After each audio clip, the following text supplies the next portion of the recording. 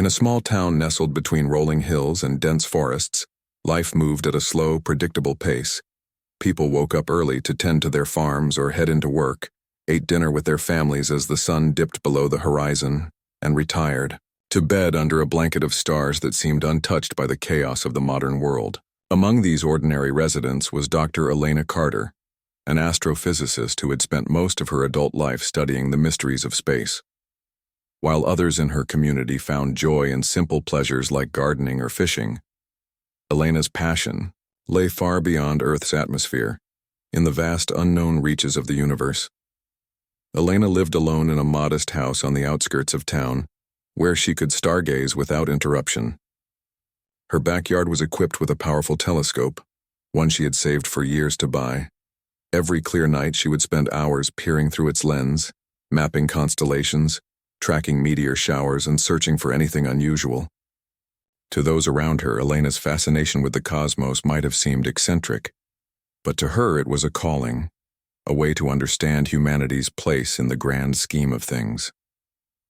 One crisp autumn evening, as the wind rustled through, the trees in the air carried the faint scent of fallen leaves. Elena settled into her usual routine. She adjusted the telescope, focusing on a distant cluster of stars that had caught her attention during previous observations. At first glance, everything appeared normal, the twinkling lights of galaxies millions of light years away, the steady glow of planets within our own solar system. But then, something strange happened. A faint blur crossed her field of vision, moving too quickly to be a star or planet. At first, Elena thought it might be a satellite or even a piece of space debris. Such occurrences weren't uncommon, especially given how much junk humanity had left floating in orbit over the decades.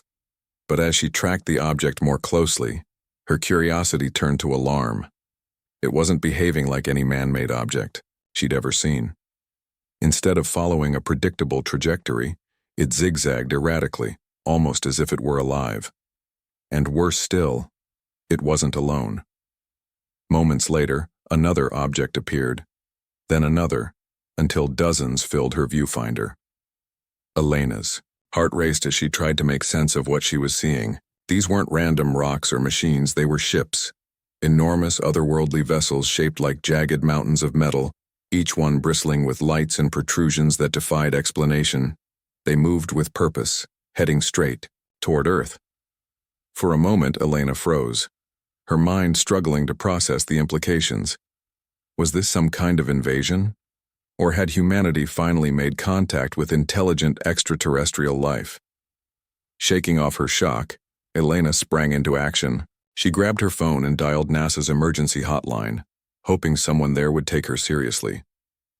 "This is Dr. Elena Carter," she said breathlessly when the operator answered. "I've detected multiple unidentified objects entering Earth's atmosphere. I think they're alien spacecraft." There was a pause on the other end of the line before the operator replied, "Hold on, ma'am. Let me connect you to someone who can assist." While waiting, Elena frantically scribbled notes about the ship's positions and movements, snapping photos through her telescope in case anyone doubted her claims. She knew time was critical. Whatever these objects were, they were closing in, fast. Just as she finished jotting down her observations, the call transferred to a senior scientist named Dr. Alan Reed. After listening intently to Elena's description, he promised to investigate further and advised her to stay safe. But before either of them could act, the sky above Earth changed in a way no one could have anticipated. Without warning, the heavens seemed to split apart, as though a giant hand had torn open the fabric of reality itself. Bright beams of light shot downward, illuminating the landscape below. From the rift emerged the alien ships, now visible not just to telescopes, but to the naked eye.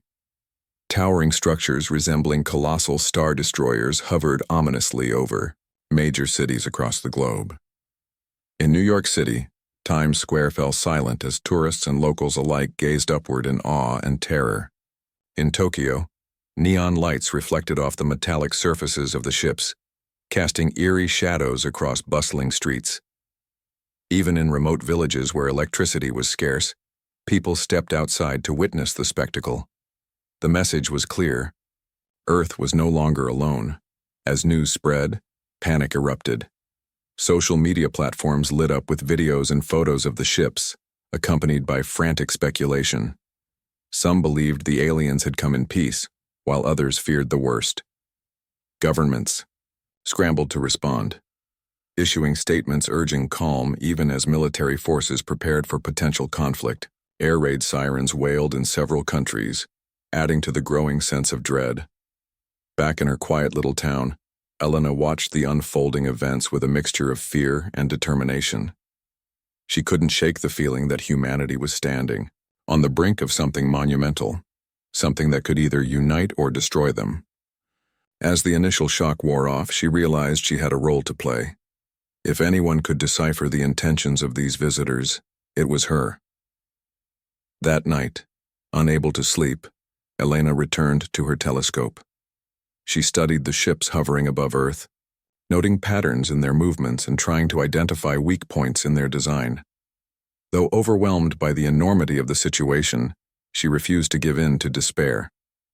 Somewhere deep inside, she clung to hope that maybe, just maybe, humanity could find a way to survive this encounter. Little did she know, her actions in the coming days would shape the fate of the entire planet.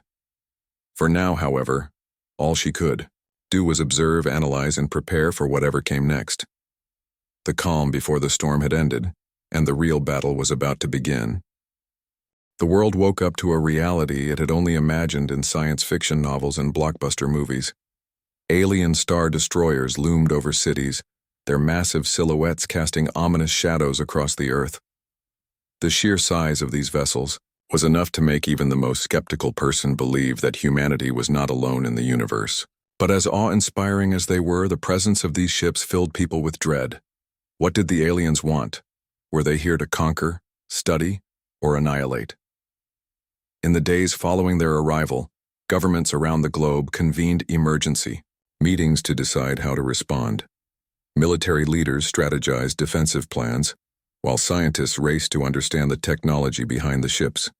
Communication experts worked tirelessly to intercept any signals the aliens might be broadcasting.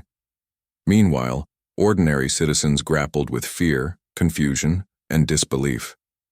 Social media was flooded with theories, some rational, others wild. But no one could deny the gravity of the situation. Dr. Elena Carter found herself at the center of this global crisis. Her initial discovery of the alien ships had made headlines, and NASA quickly recruited her to join a team of top scientists tasked with decoding the invaders' intentions. The group set up a command center in Houston, Texas, where they analyzed data from satellites, telescopes, and radar systems.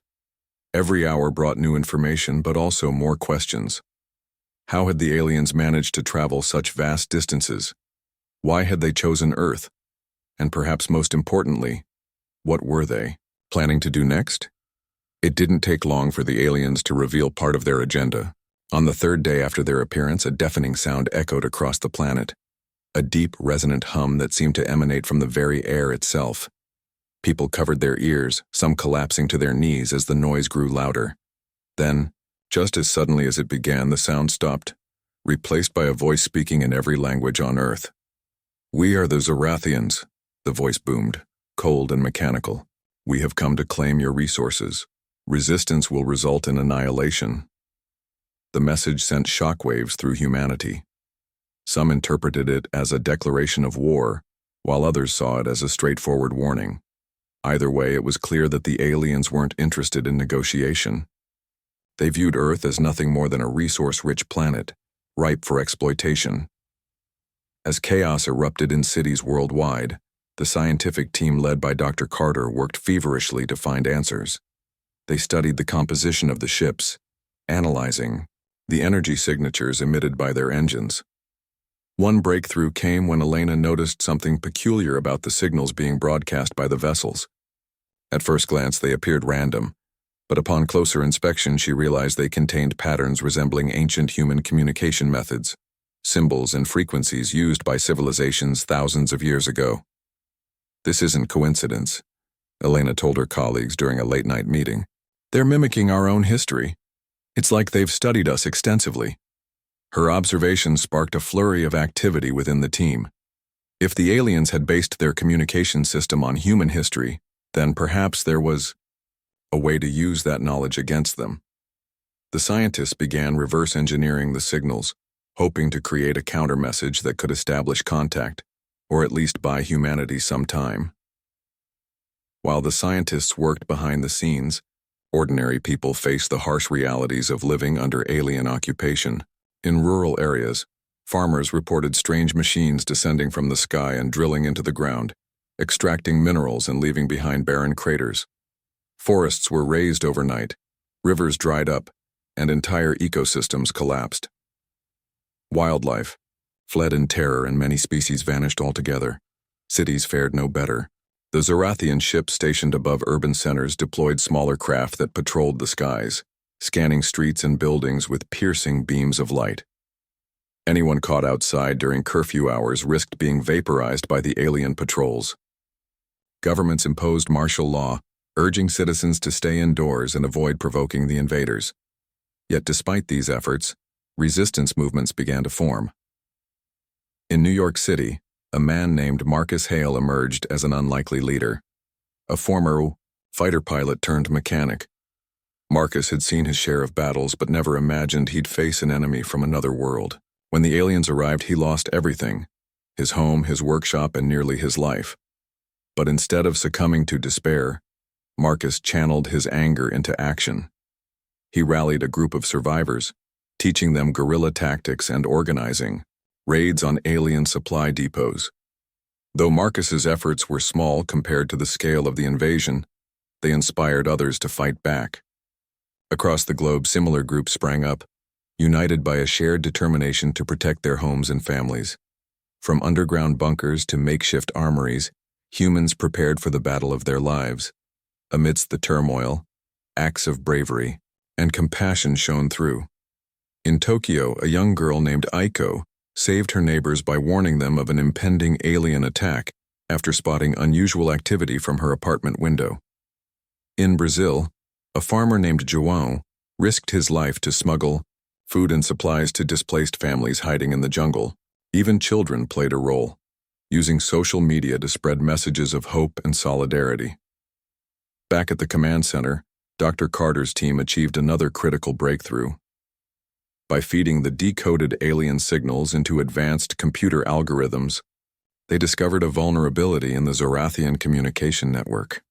The ships relied on a centralized hub, a massive mothership orbiting high above Earth, to coordinate their operations. If this hub could be disabled, the entire fleet might lose cohesion. "This is our chance," Elena said, presenting her findings to the assembled scientists. "If we can disrupt their network, we might force them to retreat." But executing the plan wouldn't be easy. The mothership was heavily guarded, and getting close enough to launch an attack would require precision and courage. Captain James Whittaker, a decorated astronaut and leader of NASA's Space Exploration Division, volunteered to lead the mission. Alongside him were engineers, hackers, and volunteers willing to risk everything for the survival of their species. As preparations got underway, Elena couldn't help but feel a sense of foreboding. The odds were stacked against them, and failure meant certain doom for humanity. Yet she reminded herself why they were fighting, not just for themselves, but for future generations who deserved a chance to live free from fear. On the eve of the mission, Elena stood outside the command center, gazing up at the alien ships dotting the night sky. Their lights pulsed rhythmically, almost hypnotically, as if mocking humanity's feeble attempts to resist. She clenched her fists, drawing strength from the resolve burning inside her. Tomorrow, they would strike back. Tomorrow, humanity would show the Zorathians that Earth was not theirs to take. With renewed determination, Elena returned to the command center, ready to face whatever challenges lay ahead. The stage was set for humanity's first real encounter with an alien race, and it would be a fight unlike anything the universe had ever seen. The mission to disable the Zorathian mothership was humanity's last hope. If it failed, Earth would be stripped of its resources and left a barren wasteland. But if it succeeded, it could turn the tide in humanity's favor, forcing the invaders to retreat or at least giving humans a fighting chance. The weight of the world rested on the shoulders of Captain James Whittaker and his team, who had volunteered for what many considered a suicide mission. Every member knew the risks, but none hesitated. They were driven by a shared determination to protect their planet and everything they held dear. The plan was simple yet perilous. A small spacecraft, retrofitted with experimental weapons and cloaking technology, would approach the mothership undetected. Once inside, the team would navigate through its labyrinthine corridors, locate the central control hub, and upload a virus designed to disrupt the ship's systems. The virus, created by Dr. Elena Carter and her team, exploited the vulnerabilities they had discovered in the Zorathian communication network. However, getting close enough to deliver the payload was no easy task. The mothership was heavily fortified, bristling with defenses that included automated drones, energy shields, and alien guards patrolling every corridor. On the morning of the mission, the atmosphere at the command center was tense. Engineers worked feverishly to ensure the spacecraft was ready for launch, while medical staff prepared emergency kits in case anyone returned injured, or alive at all. Dr. Carter briefed the team one final time, her voice steady despite the knot of fear in her stomach. "This is our best shot," she said, looking each member in the eye. "Remember, communication will be limited once you're aboard the mothership. Trust your instincts, stay together, and don't hesitate to adapt if things go wrong, Captain." Whittaker nodded grimly. He had handpicked his crew based not just on skill but on resilience. Among them was Lieutenant Sarah Chen, a brilliant hacker tasked with uploading the virus; Corporal Marcus Hale, whose experience as a fighter pilot made him invaluable in combat situations; Dr. Raj Patel, an engineer responsible for maintaining the spacecraft systems; and two junior officers, Emma Torres and Liam O'Connor, who had proven themselves resourceful under pressure. Each person had a critical role to play, and failure wasn't an option. As the countdown began, the team climbed into the spacecraft, sealing themselves off from the outside world. The cockpit was cramped, filled with blinking lights, monitors displaying complex data streams, and the hum of machinery powering up. Captain Whittaker took his seat at the helm, gripping the controls tightly. "All right, team," he said, his voice calm but firm. "Let's make history." With a deafening roar, the spacecraft launched into the sky, its engines blazing against the dark expanse. Using its cloaking device, it slipped past the smaller Zorathian patrol ships guarding the perimeter of the mothership. For several agonizing minutes, the team held their breath, praying the cloak wouldn't fail. When they finally reached the docking bay of the massive vessel, they exhaled in relief. So far, so good. Once inside, the real challenge began. The docking bay was eerily quiet, illuminated by dim blue lights that cast long shadows across the metallic walls. The air smelled strange, like ozone mixed with something metallic. As the team disembarked, their boots clanged softly against the floor, echoing in the vast space. They moved cautiously, weapons drawn, eyes scanning for any sign of movement. Their first obstacle came sooner than expected. A group of spider-like robots descended from the ceiling, their glowing red sensors locking onto the intruders. "Take cover!" Whittaker shouted, diving behind a stack of crates as laser beams sliced through the air. The team returned fire, their weapons emitting sharp bursts of energy that shattered the robots' armor. One by one, the machines fell, leaving behind smoking wreckage. "Nice work," Whittaker said, nodding at Marcus, who had taken out 3 robots with pinpoint accuracy. "But we can't afford to waste ammo. Let's keep moving." The next section of the ship was even more daunting. Narrow corridors stretched endlessly in both directions, branching off into countless rooms and chambers. The walls were lined with pulsating veins of light, making it impossible to tell where one hallway ended and another began. It felt like walking through the veins of some colossal living organism. As they navigated deeper into the ship, they encountered their first alien guard, a towering creature with armored skin, multiple limbs, and eyes that glowed with an unnatural intensity. It let out a guttural growl, raising a weapon that resembled a cross between a spear and a plasma rifle. "Stay back," Whittaker ordered. stepping forward to confront the creature. He fired a precise shot, striking the alien in its torso. The impact staggered it, but it didn't fall. Instead, it lunged toward him, claws extended. Just as it was about to strike, Marcus intervened, firing a concentrated beam of energy directly into its head. The alien collapsed with a deafening screech, twitching violently before going still. That was too close, Whitaker muttered, wiping sweat from his brow. We need to move faster. They pressed onward, encountering more obstacles along the way. In one instance, they narrowly avoided being crushed by a massive door that slammed shut just inches behind them. In another, they had to solve a puzzle-like mechanism to unlock a security gate, relying on Dr. Patel's quick thinking to bypass the alien technology. Each step brought them closer to the central control hub, but also deeper into enemy territory. Finally, after what felt like hours, they reached their destination. The control room was unlike anything they had seen before. A cavernous chamber filled with floating holograms, spinning orbs of light, and panels covered in alien symbols. At the center stood a massive crystalline structure, pulsating with energy. This was the heart of the mothership, the source of its power and coordination. Lieutenant Chen immediately got to work, connecting her laptop to the nearest console. Her fingers flew across the keyboard as she uploaded the virus, lines of code scrolling rapidly across her screen. "It's working," she said, her voice tinged with excitement. "Just a few more minutes." But their victory was short-lived. Alarms blared throughout the ship, and the previously silent corridor suddenly came alive with the sound of approaching footsteps. Reinforcements were on the way. "We've got company!" Marcus yelled, peering through the doorway. Dozens of alien soldiers were converging on their position, their weapons primed for attack. Whitaker turned to the team. "Hold them off as long as you can. We're not leaving until that virus is uploaded." What followed was a desperate battle. The team formed a defensive line, using overturned consoles and debris as makeshift barricades.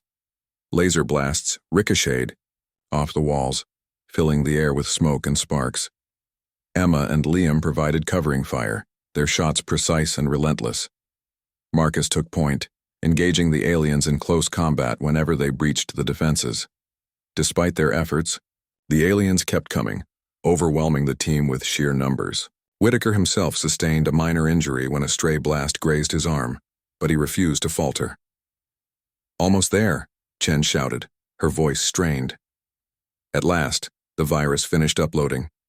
The crystalline structure at the center of the room flickered and dimmed, its glow fading as the ship's systems began to destabilize. "We did it," Chen exclaimed, grabbing her laptop. "Time to go," Whitaker barked, ushering the team toward the exit.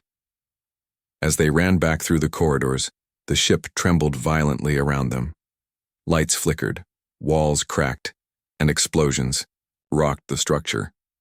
The team barely escaped with their lives, leaping into their spacecraft just as the mothership's core began to overload. With seconds to spare, they launched out of the docking bay, watching in awe as the mothership erupted in a spectacular explosion. Pieces of debris scattered across the void, raining down like fiery meteors. For the first time in days, the team allowed themselves a moment of relief. They had done the impossible. They had struck a blow against the Zorathians, but as they gazed out at the remaining fleet, they knew the fight was far from over. The real war was just beginning. The destruction of the Zorathian mothership was a monumental victory for humanity, but it came at a cost. As Captain Whitaker and his team returned to Earth, they were greeted as heroes by those who had been following their mission from afar. However, the celebrations were short-lived. While the loss of the mothership disrupted the invaders' operations temporarily, it also enraged the Zorathians. In retaliation, the alien fleet intensified its attacks on Earth, targeting cities, power grids, and communication networks with unprecedented ferocity. Dr. Elena Carter watched the devastation unfold from the safety of the command center, her heart heavy with guilt and determination. She had helped orchestrate the attack on the mothership, knowing full well it might provoke a stronger response. But she also knew that humanity couldn't afford to sit idly by while its resources were stripped away. Now more than ever, the world needed leadership and hope. "We've shown them we can fight back," Elena said during an emergency meeting with military leaders and scientists. But this is only the beginning. They'll come harder next time, and we need to be ready. Her words resonated deeply with everyone in the room. The initial success against the mothership had proven that the Zorathians weren't invincible. For the first time since their arrival, humanity dared to believe it could win. But belief alone wouldn't stop the invasion.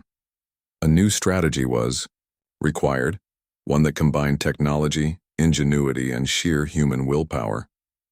Strengthening defenses. In the days following the mothership's destruction, governments around the globe worked together to fortify Earth's defenses.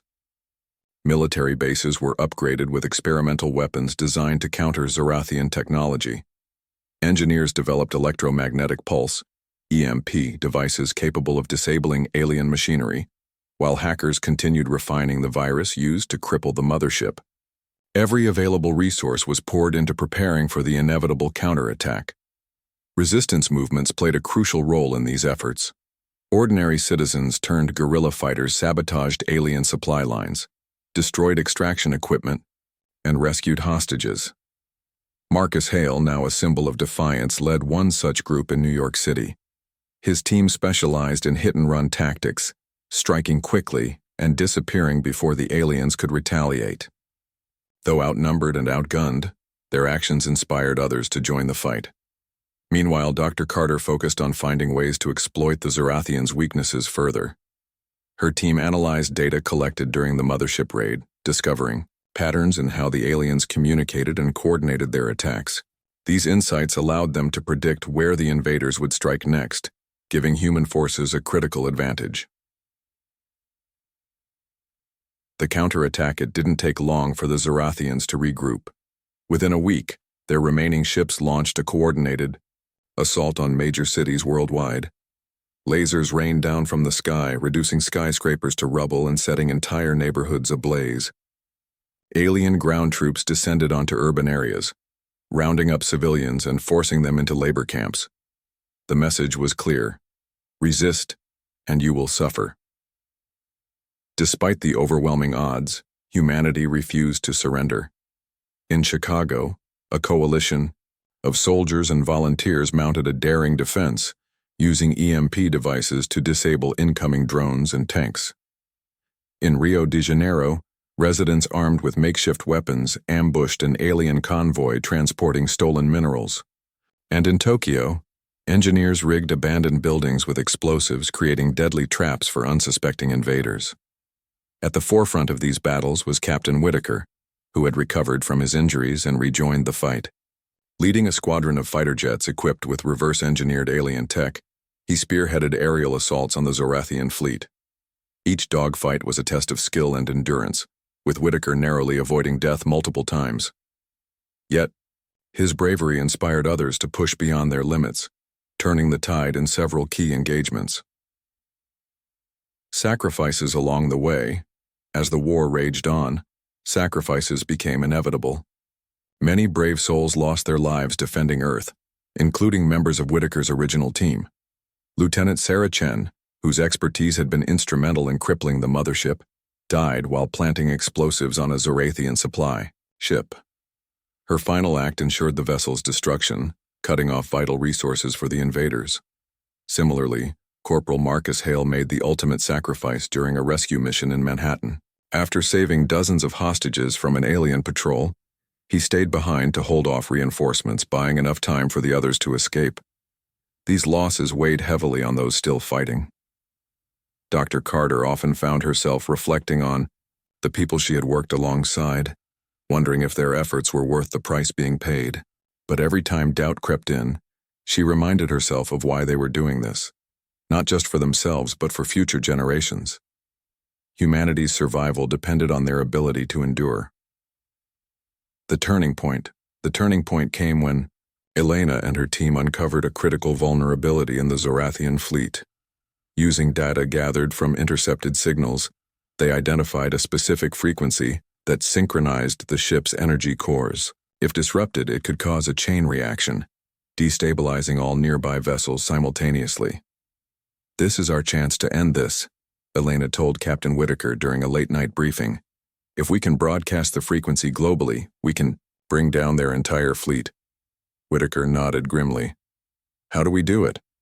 Elena explained that the signal needed to be amplified through Earth's satellite network, which meant gaining access to a secure transmission facility currently under Zorathian control. It was a risky plan, requiring a small team to infiltrate enemy territory and upload the program manually. I'll lead the mission, Whitaker volunteered without hesitation. You're already risking too much, Elena protested. Let someone else go. No, Whitaker replied firmly. This is my responsibility. Besides, I know what's at stake. With no time to waste, Whitaker assembled a new team for the operation. Joining him were Dr. Raj Patel, whose technical expertise would be invaluable, Emma Torres, whose sharpshooting skills had saved countless lives, and Liam O'Connor, whose knack for improvisation had gotten them out of tight spots before. Together, they prepared for what would likely be their most dangerous mission yet. Into enemy territory, under cover of darkness, the team approached the transmission facility located in a remote desert region. The area was heavily guarded, with patrols circling the perimeter and automated turrets scanning for intruders. Using stealth suits provided by resistance engineers, the group slipped past the outer defenses undetected. Inside, the facility resembled a maze of corridors and locked doors. The team encountered several obstacles along the way, including biometric scanners and encrypted terminals. Dr. Patel worked tirelessly to bypass each hurdle, his hands moving deftly over his laptop. Meanwhile, Emma and Liam kept watch, neutralizing any threats that appeared. When they finally reached the control room, Whitaker gave the order to begin uploading the program.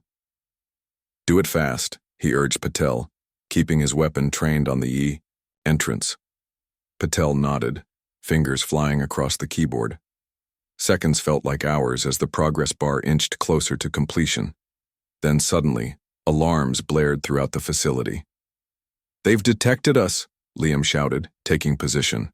By the door, a swarm of alien guards stormed into the corridor, firing relentlessly at the team.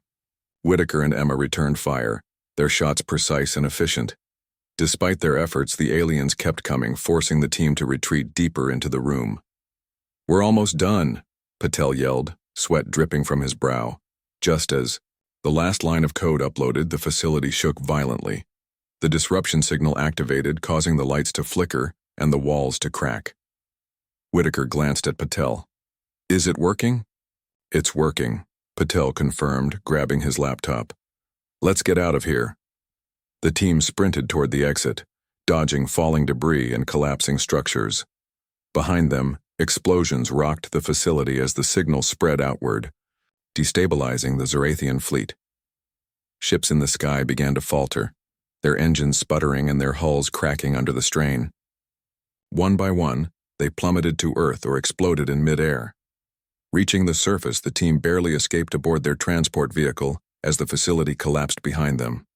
Exhausted but triumphant, they watched as the remaining Zorathian ships retreated into space, unwilling or unable to continue the fight. For the first time in months, the skies above Earth cleared, revealing stars untainted by alien presence. The battle was over, but the scars it left behind would linger for years to come. Still, amidst the ruins, humanity stood united, ready to rebuild and face whatever challenges lay ahead. The retreat of the Zorathian fleet marked a turning point in human history. For months, Earth had been under siege, its skies darkened by alien ships and its lands scarred by destruction.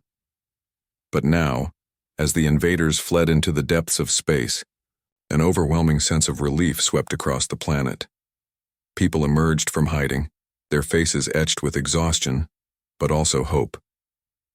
The war was over, not through surrender, but through resilience, ingenuity, and sacrifice.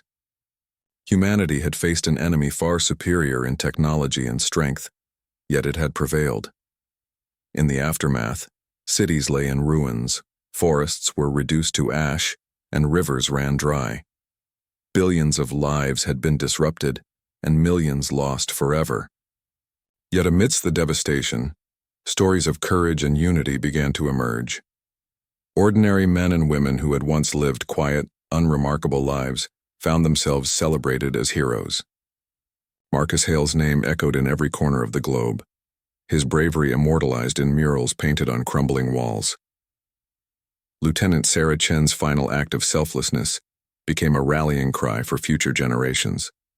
Even those whose names were never recorded, the farmers who shared their last meal, the teachers who comforted frightened children, the doctors who worked tirelessly despite dwindling supplies, were remembered as pillars of humanity's survival. Dr. Elena Carter stood at the heart of this new chapter. Her contributions to decoding the Zorathian signals and developing the disruption program had been instrumental in saving Earth.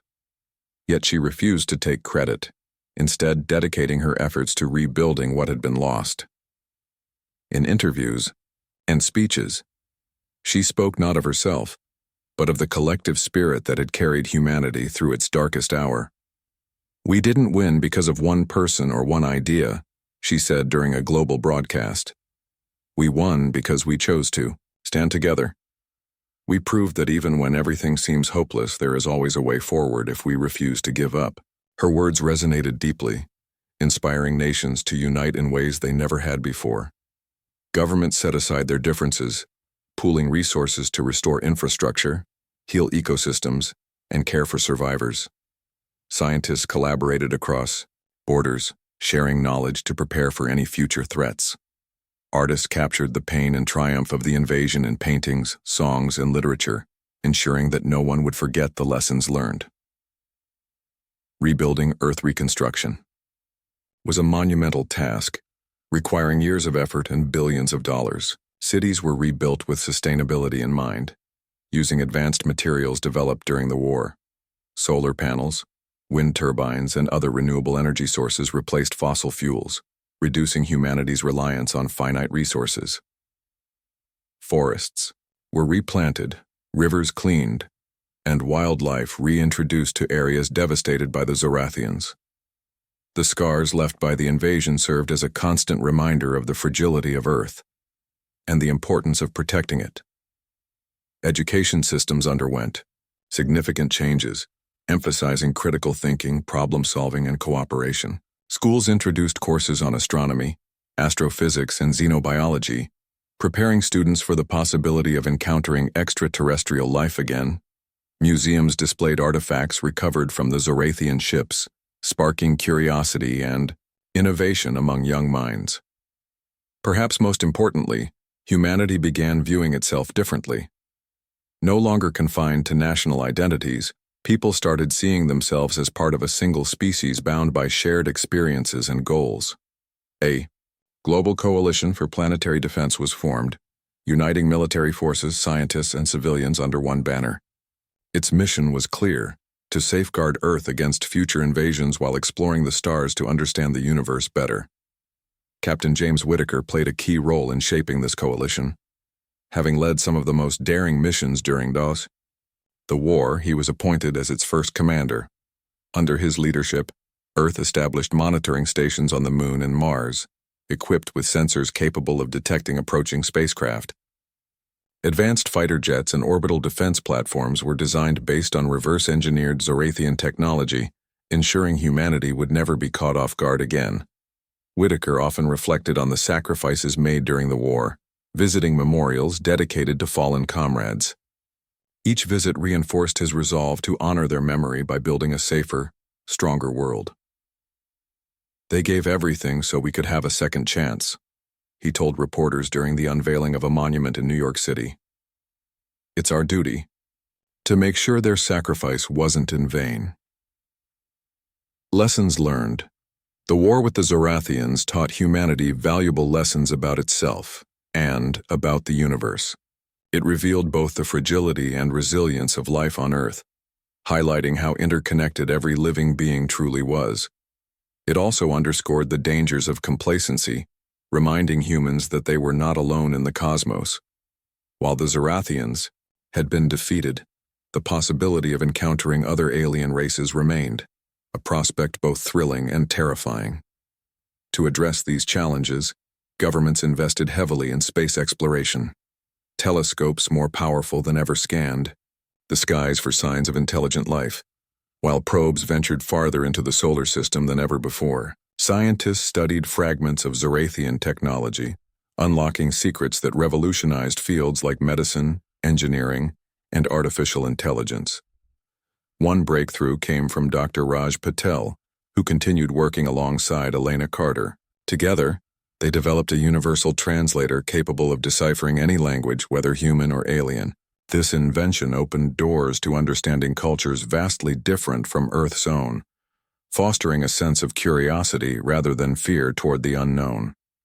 On a personal level, the war changed everyone who lived through it. Families reunited, after months apart, cherishing moments they once took for granted. Communities came together to support one another, forming bonds stronger than any physical structure. People learned to appreciate the beauty of nature, recognizing how easily it could be destroyed. And though scars remained, both visible and invisible, they served as reminders of humanity's capacity to endure and overcome. Looking to the future, as years passed, Earth transformed into a beacon of hope and progress. Cities thrived once, more blending modern architecture with green spaces. Technology advanced rapidly, improving quality of life while addressing environmental concerns. Space travel became accessible to civilians, allowing ordinary people to experience the awe-inspiring vastness of the universe firsthand. Yet even as humanity reached new heights, it remained vigilant. The global coalition maintained a watchful eye on the stars, ready to respond to any threat. Training programs prepared soldiers, scientists, and civilians alike to handle emergencies, ensuring that Earth would never be caught unprepared again. For Dr. Elena Carter, the journey was far from over.